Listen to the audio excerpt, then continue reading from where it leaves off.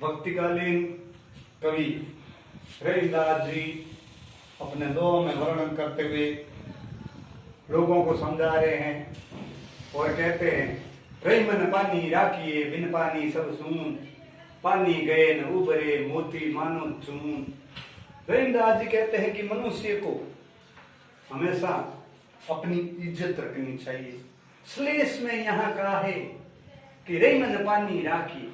रविदास जी कहते हैं कि हे मनुष्य अपनी इज्जत रखिए, बिन पानी सब सुन। बिना पानी सब सुनना है, बिना इज्जत मनुष्य की कोई आबरू नहीं होती।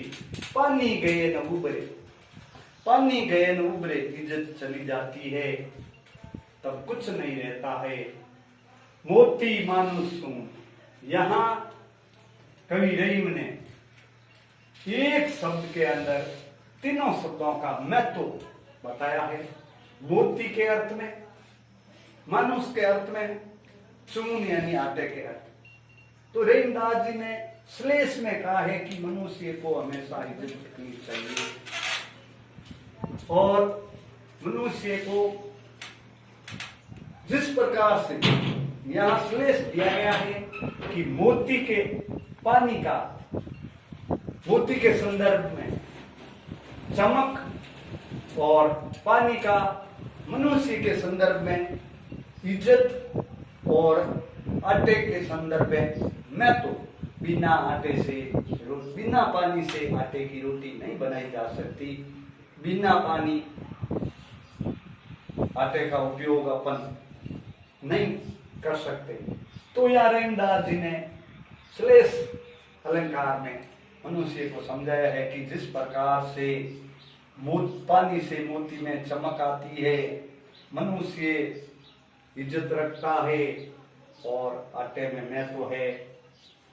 दूसरे में रविदास जी कहते हैं, प्रीतम सभी नैनन बसी पर सभी का समाय, भरी सराय रंग लखी पथिक आप फिर जाए।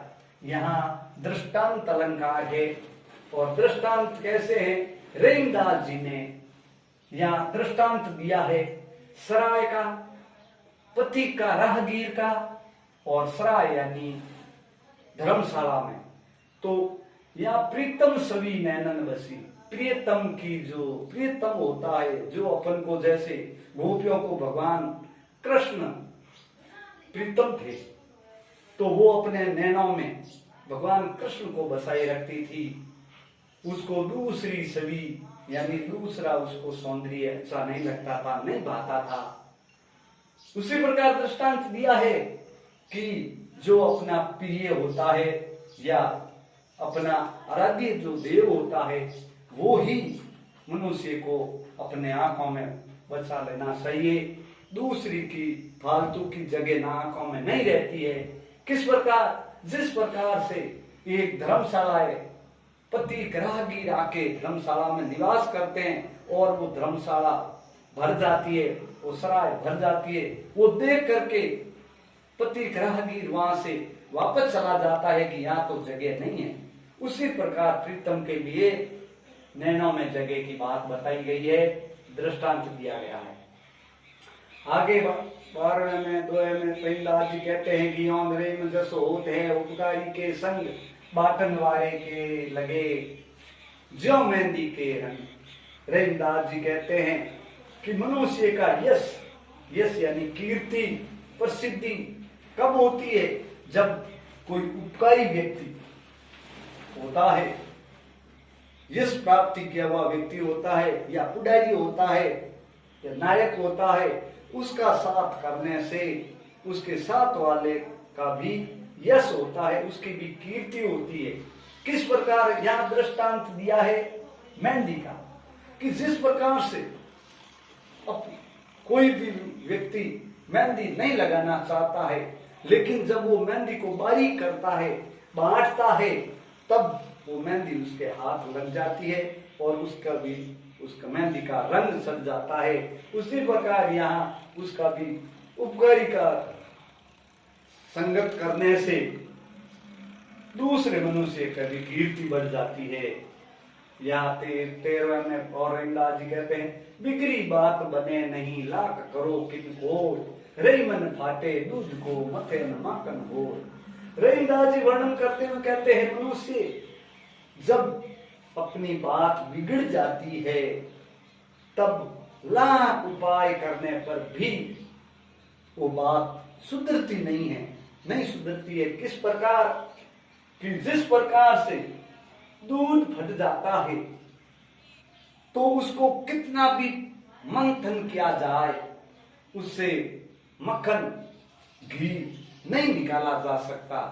इसी प्रकार यहाँ भी दृष्टांत दिया है कि बिगड़ी हुई बात अगर सुधारनी होती है तो वो नहीं सुधरती है। जिस प्रकार से फटा हुआ दूध में से अपन घी या मक्खन निकालना चाहते हैं तो वो नहीं निकलता है। ये बात बताई गई है दृष्टांत के रूप में कि अपनी जो भी है वो बात बिगड़ो मत, बिगड़ी का कोई नहीं है, सुधरी का सब है। फिर आगे कहा है, मतत मतत माखन रहे दही मही बिल गाय, रही मन सोही मीत है भीड़ परे ठहराए। मतत मतत माखन रहे, ज्यों ही अपन दही को मतते हैं, मतनी से मतन करते हैं, तब दही और मई यानी सास मट्ठा वो नीचे हो जाती है, दही भी नीचे चला जाता है और उसके ऊपर मक्खन आ जाता है। तो मक्खन के समान मित्र कैसा होना चाहिए, वहां सच्चे मित्र की बात बताई गई है कि मनुष्य को दोस्ती कैसों से करनी चाहिए, मित्रता कैसे किससे करनी चाहिए। या रहीमदास जी ने दृष्टांत दिया है कि जो मित्र सच्चा वो होता है जो मक्खन के समान होना चाहिए। अपन दही को मतते हैं, उसका मंथन करते हैं तो उसमें से सास और दही का तो विलय हो जाता है और ऊपर मक्खन आ जाता है। उसी प्रकार से जब संकट या विपत्ता की घड़ी में सच्चा मित्र होता है वो ही अपनी सहायता करने के लिए आगे आता है, मक्खन के समान वो ही सबसे आगे ऊपर आ जाता है और दूसरे मित्र जो है वो चले जाते हैं विपदा के समय, संकट के समय। ये बात बताई। इसी प्रकार उन्होंने कहा, मतत मतत माखन रहे दही मही बिल गाय, रही मन सोही मीत है भीड़ परे भीड़, संकट परे पड़े मीत मित्र, मही सास और माखन मक्खन। ये दृष्टांत रहीमदास जी के सच्चे मित्र का दिया है कि सच्चा मित्र कौन हो सकता है रहीम के अनुसार। तो रहीम के अनुसार सच्चा मित्र वो होता है जो मक्खन के समान जब विपदा पड़ती है, भीड़ पड़ती है, तब वो आगे आता है और मदद करता है, वही सच्चा मित्र होता है। फिर अंतिम दोहे के अंदर रहीमदास जी कहते हैं, खैर खून खांसी खुशी बैर प्रीत मदपान, रही मन दाबे न दबे जानत सकल जहान। जब मनुष्य जो भी कृत्य करता है, जो भी कार्य करता है, वो कार्य मनुष्य अपने आप वो कार्य नहीं सिपा सकता, वो सिपाया हुआ नहीं सीखता है। कितना भी वो लाख उपाय कर ले लेकिन वो अपना कार्य नहीं सिपा सकता।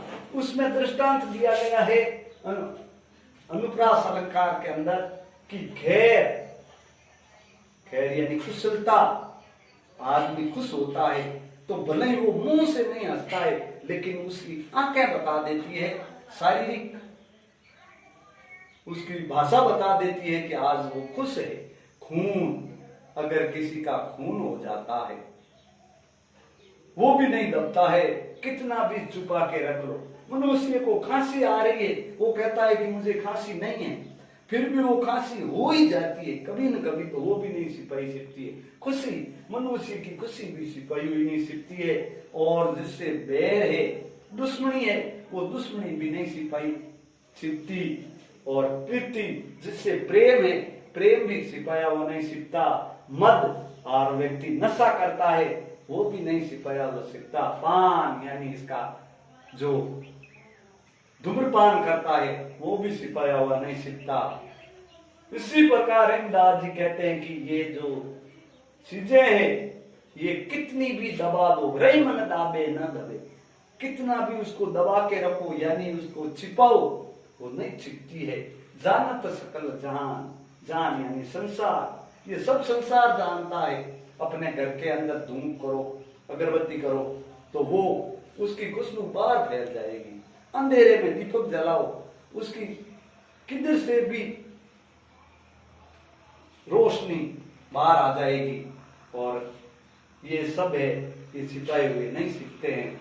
खैर खून खांसी खुशी बैर प्रीत मदपान, रे मन दाबे न दबे जानत सकल जहां। तो इसमें से बहुत से क्वेश्चन बनते हैं। आप बैठ के अपने मन में क्वेश्चन बनाइए और इसको बार बार इसका अभ्यास कीजिए। धन्यवाद।